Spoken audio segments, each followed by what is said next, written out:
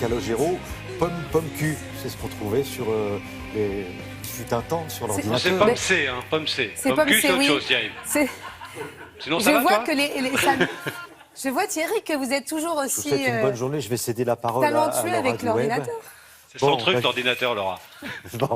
Bon, j'ai essayé de faire un effort, en tout cas, mais je ne suis pas au niveau Et justement, de Laura. ce dont je vais vous parler aujourd'hui, c'est pour vous. Cet événement, il a été fait pour vous, Thierry. C'est vrai. Voilà, c'est-à-dire que jusqu'à présent, il y avait beaucoup d'événements digitaux qui s'adressaient plutôt aux professionnels. On dit des événements B2B, il y en a partout, en France, dans le monde. Il y a un événement dont on parle souvent qui s'appelle le CES, le Consumer Electronic Show, qui a lieu à Las Vegas chaque année et qui révèle toutes les nouvelles technologies. Là, déjà, je commence à vous parler une langue étrangère. Mais l'événement qui a lieu en ce moment à Paris est non seulement un événement B2B, mais demain, il sera B2C, c'est-à-dire il sera pour vous, Thierry. C'est-à-dire que pour tous ceux qui ne sont pas encore totalement familiarisés avec le digital, qui doutent encore des capacités du digital et des nouvelles technologies, eh bien, vous allez pouvoir être rassurés et toucher de près à la fois ces innovations, mais aussi rencontrer tous ces sites que vous voyez, mais qui se cachent derrière ces grands noms du web. Eh bien, vous allez pouvoir parler avec les plus grands patrons digitaux. Merci Donc, de vous occuper si bien de moi. j'ai même un petit badge. Je vous ai rapporté mon badge pour que vous soyez accrédité et vous puissiez, peut-être qu'un jour, je pourrai rentrer. Donc l'événement s'appelle Viva Technologie. Il a lieu porte de Versailles à Paris. Ça a commencé hier et nous sommes allés rencontrer Maurice Lévy qui est à l'origine de ce bel événement. Nous sommes à Viva Technologie, nous sommes à la porte de Versailles à Paris et nous sommes en train de vivre le premier et le plus grand événement dans l'univers de la technologie que la France aura jamais créé. Et le but de cet événement, c'est justement de mettre la France sur la carte du numérique à l'échelle mondiale. Avec qui vous essayez de rivaliser? J'essaye de rivaliser avec personne, mais j'essaye de battre tout le monde. En quelque sorte, on a inventé un concept qui est à la fois les très grandes entreprises avec les startups. La deuxième chose, c'est un peu le CES, Consumer Electronic Show de Las Vegas.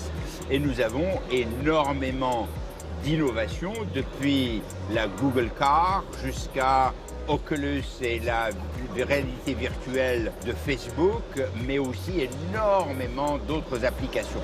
Et puis, il y a plus de 300 conférences. On a une chance incroyable. Nous avons John Chambers de Cisco, nous avons Eric Schmidt de Google, nous avons toutes les équipes de Facebook, nous avons Robin Li de Baidu, qui est l'équivalent de Google chinois. Il n'y a pas d'événement équivalent dans le monde.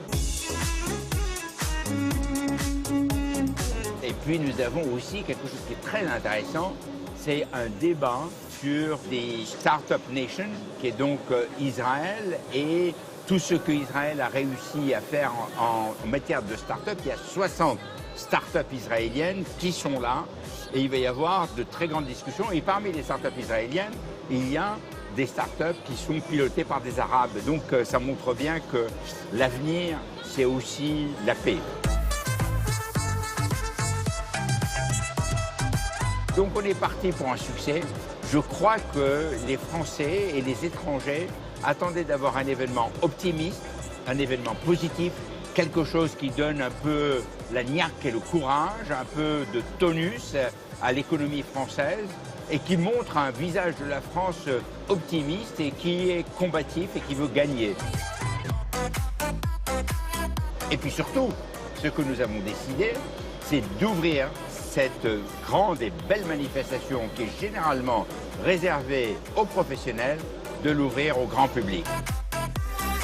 Et puis, ils vont pouvoir voir toutes les innovations, l'impression 3D, des robots qui font la course, etc.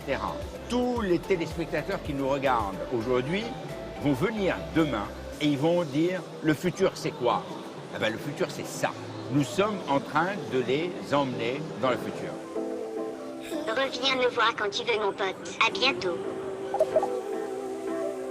Eh bien, finalement, vous avez raison, parce que ça m'a l'air très, très ludique, tout ça. Donc ça vous a donné envie? Oui, absolument. Donc vous irez demain Et qu'est-ce que pour vous la avez... journée grand public. Qu'est-ce que vous avez retenu, vous, de ce qu'il y a de plus étonnant? Non, mais il y avait beaucoup de robots, assez étonnante parce qu'on s'attache comme à des humains tellement ils sont intelligents. En tout cas, on a créé pour eux des programmes assez intelligents.